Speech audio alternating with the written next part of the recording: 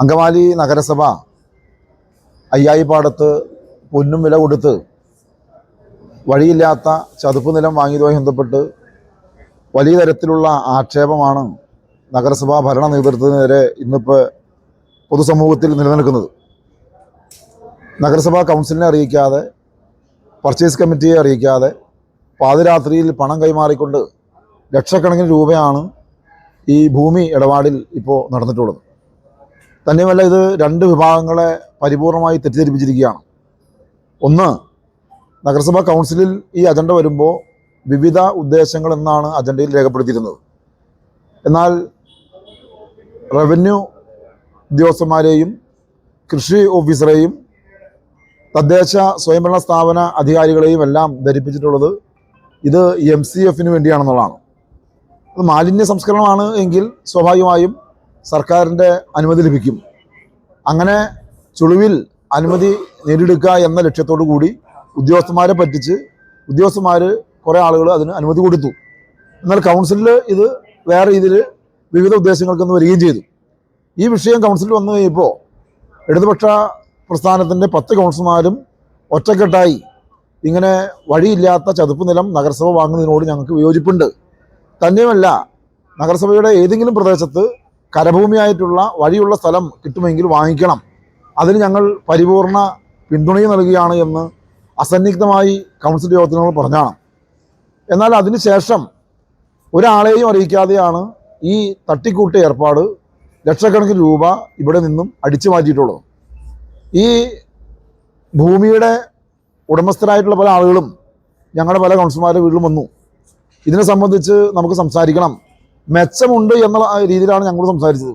ഞങ്ങൾ ആ മെച്ചത്തിന് കൂട്ടി നിൽക്കുന്നില്ല എന്ന് കൃത്യമായി പറയുകയും ചെയ്തു. അതിനുശേഷമാണ് മറ്റു പല ആളുകൾ പറഞ്ഞാണ് നഗരസഭാ കൗൺസിലർമാരും ഈ പർച്ചേസ് കമ്മിറ്റി അംഗമായിട്ടുള്ള കൗൺസിലർ ഉൾപ്പെടെ ഈ തീവെട്ടിക്കൊള്ള അറിയുന്നത്.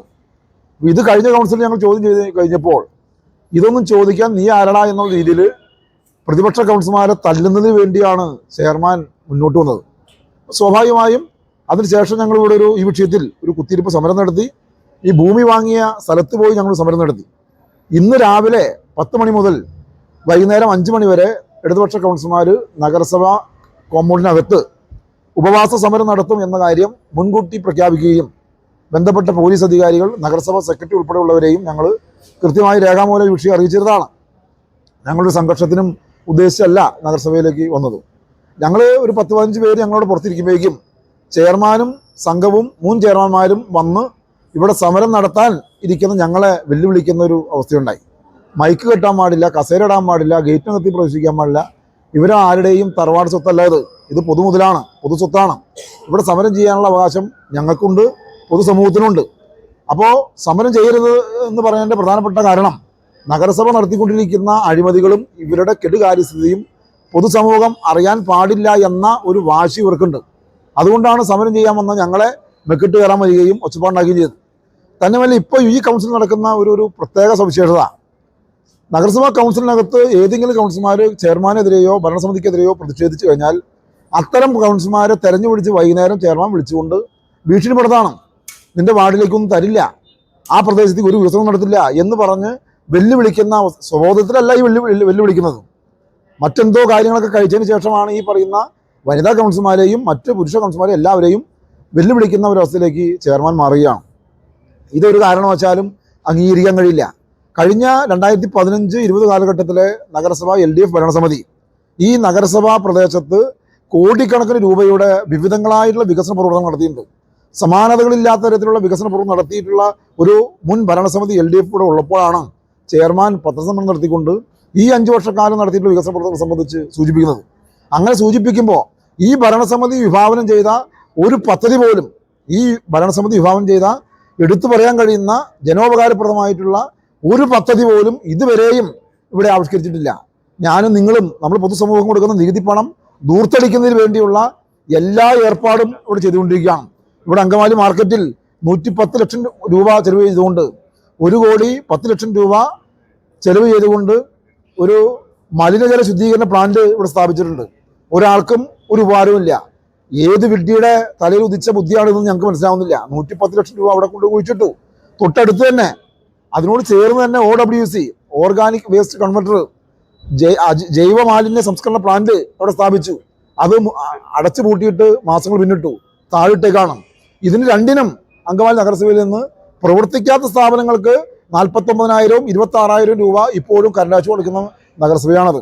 അയ്യായിപ്പാടത്ത് ഈ പറയുന്ന തീവെട്ടിക്കൊള്ള, മാർക്കറ്റിൽ ഈ തീവെട്ടിക്കൊള്ള, നമ്മുടെ അങ്കമാലി നഗരസഭ 9-ാം വാർഡിൽ വളവഴിയിൽ 10 കുടുംബങ്ങളെ താമസിപ്പിക്കുന്നതിന് വേണ്ടി ഒരു ലൈഫ് ഭവന പദ്ധതിക്ക് ഈ ഭരണസമിതി, റെജി മാത്യു എന്ന് പറയുന്ന ചെയർമാൻ, വളരെ സത്യസന്ധനെന്ന് പറഞ്ഞുകൊണ്ടിരിക്കുന്ന ഒരു മനുഷ്യനാണ് അയാൾ.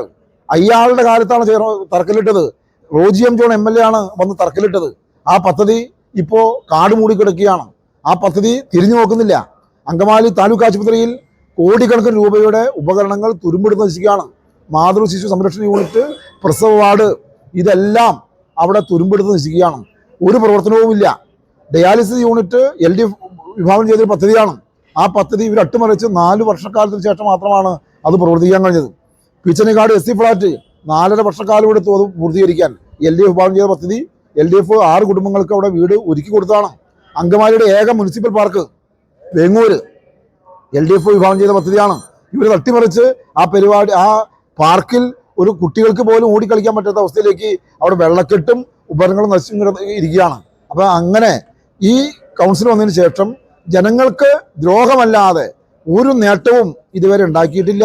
അതിലെല്ലാം പ്രതിഷേധിച്ചുകൊണ്ട് വരും ദിവസങ്ങളിൽ ഈ ഭരണസമിതിയുടെ ഈ കെടുകാര്യസ്ഥതയും ഈ ധൂർത്തും അഴിമതിയും ജനങ്ങളെ ബോധ്യപ്പെടുത്തുന്നതിന് വേണ്ടി ശക്തമായ, ഇതുവരെ അങ്കമാലി കാണാത്ത തരത്തിലുള്ള സമരങ്ങൾ, അത് പാർട്ടി നേതാക്കന്മാരിവിടെ വിശദീകരിക്കും. ഇതുവരെ കാണാത്ത തരത്തിലുള്ള ശക്തമായിട്ടുള്ള സമരങ്ങൾ ഇവിടെ നടക്കുന്ന ഈ ഗതാഗതക്കുരുക്ക് ഉൾപ്പെടെ. ഇപ്പം നാളെ ഇവിടെ ഒരു നാടകത്ത് ടൂർണമെന്റ് ആൾക്കാർ വിളിച്ചിട്ടുണ്ട്. എന്ത് നാടകത്തും ഞങ്ങൾക്ക് മനസ്സിലാവണില്ല. ഈ കൗൺസിൽ വന്നതിന് ശേഷം 5 വർഷക്കാലമായി തുടർച്ചയായി ഇവർ പലപ്പോഴും ഇവിടെ ട്രാഫിക് കമ്മിറ്റി വിളിച്ചു ചേർത്ത് അണ്ടിപ്പരിപ്പും കശുനണ്ടിയും ഈന്തപ്പഴമൊക്കെ കൊടുത്ത് ഉദ്യോഗസ്ഥന്മാർ ഇവിടുണ്ട്. ഒരു ടൗണിലെ ഗതാഗതക്കുരുക്ക് പരിഹരിക്കാനായിട്ട് ഒരു തീരുമാനം ഇന്ന് ഇവരെടുത്തിട്ടില്ല. ഇതൊക്കെ മിനിറ്റ്സിൽ രേഖപ്പെടുത്തിക്കൊണ്ട് വന്ന ഉദ്യോഗസ്ഥന്മാർക്ക് ചായ കൊടുത്ത് വിടുന്നു എന്നല്ലാതെ ഒരു ഏർപ്പാടുമില്ല. നാളെയും ട്രാഫിക് കമ്മിറ്റി വിളിച്ച് കാണും. നാളെ വിളിച്ചിട്ടുള്ള ട്രാഫിക് കമ്മിറ്റി തീർച്ചയായും ഞങ്ങളവിടെ കരിങ്കൊടി ഉൾപ്പെടെ ഉയർത്തിക്കൊണ്ട് പ്രതിഷേധിക്കണം എന്നാണ് ഇപ്പോൾ ഞങ്ങൾ ആലോചിക്കുന്നത്. കാരണം ഇവർ ഒന്നും ചെയ്യാതെ ജനങ്ങളെ കണ്ണിൽ പൊടിയിടുന്ന അവസ്ഥയിലേക്കാണ് പോകുന്നത്. ട്രാഫിക് കമ്മിറ്റി എന്തിനാ? ഈ അങ്കമാലി വരുന്ന ആളുകൾ കുപ്പിക്കഴുത്തിലകപ്പെട്ട പോലെയാണ്, എങ്ങും പോകാൻ പറ്റാത്ത അവസ്ഥയാണ്. ഞങ്ങളുടെ ഭരണസമിതിയുടെ കാലത്ത് ബന്ധപ്പെട്ട സൂപ്രണ്ട് ഓഫ് പോലീസിനെ പോയി കണ്ട് സംസാരിച്ച് അവരുടെയും കൂടി അനുമതിയോടി ബന്ധപ്പെട്ട അങ്കമാലി SHO ഉൾപ്പെടെ സഹകരിച്ചുകൊണ്ടാണ് പോലീസ് വാർഡന്മാർ നിർത്തിയത്. ഇവരെന്താ ചെയ്യാത്ത? പോലീസിന് മാത്രമേ ചെയ്യാനുള്ള അധികാരമില്ല, നഗരസഭയാണ്, തദ്ദേശ സ്വയംഭരണ സ്ഥാപനമാണ് ഇതിനെല്ലാം നേതൃത്വപരമായി പങ്കുവഹിക്കേണ്ടത്. ആ പങ്ക് വഹിക്കുന്നില്ല എന്ന് മാത്രമല്ല, കാഴ്ചക്കാരെ നോക്കിയാണ്. ഇവർ ഈ പാവപ്പെട്ട വഴിയോര കച്ചവടക്കാർ ഉൾപ്പെടെയുള്ള ആളുകളെ എങ്ങനെ ദ്രോഹിക്കാൻ പറ്റും, അടിസ്ഥാന വിഭാഗത്തിൽപ്പെട്ട പട്ടികജാതി വിഭാഗത്തിൽപ്പെട്ട ആളുകളെ എങ്ങനെ ദ്രോഹിക്കാൻ പറ്റും എന്ന ഗവേഷണം നടത്തിക്കൊണ്ട് ഈ പൊതു മുതൽ കൊള്ളയടിക്കുന്ന ഈ നെറുകേടിനെതിരായി അതിശക്തമായിട്ടുള്ള പ്രക്ഷോഭം ഇനിയും ഞങ്ങൾ തുടങ്ങാൻ പോവാണ്. ഇന്നിപ്പോൾ രാവിലെ തുടങ്ങിയ സമരത്തിൻ്റെ സമാപന സമ്മേളനം ഏതാനും നിമിഷങ്ങൾക്കകം തന്നെ പാർട്ടിയുടെ ഏരിയ കമ്മിറ്റിയുടെ സെക്രട്ടറി ആയിട്ടുള്ള SFIയുടെ മുൻ സംസ്ഥാന നേതാവ് കൂടിയായിട്ടുള്ള KP രജീഷ് ഉദ്ഘാടനം ചെയ്യും. പാർട്ടിയുടെ നേതാവായിട്ടുള്ള അടൂർ KK ഷിബു ഉൾപ്പെടെ ഈ സമരത്തിൽ പങ്കെടുക്കും. LDFന്റെ CPIയുടെ ഉൾപ്പെടെയുള്ള വിവിധ നേതാക്കന്മാരിവിടെ ഉണ്ട്. അപ്പോൾ ഏതാനും നിമിഷങ്ങൾക്കകം തന്നെ സമാപന സമ്മേളനം ആരംഭിക്കുകയാണ്.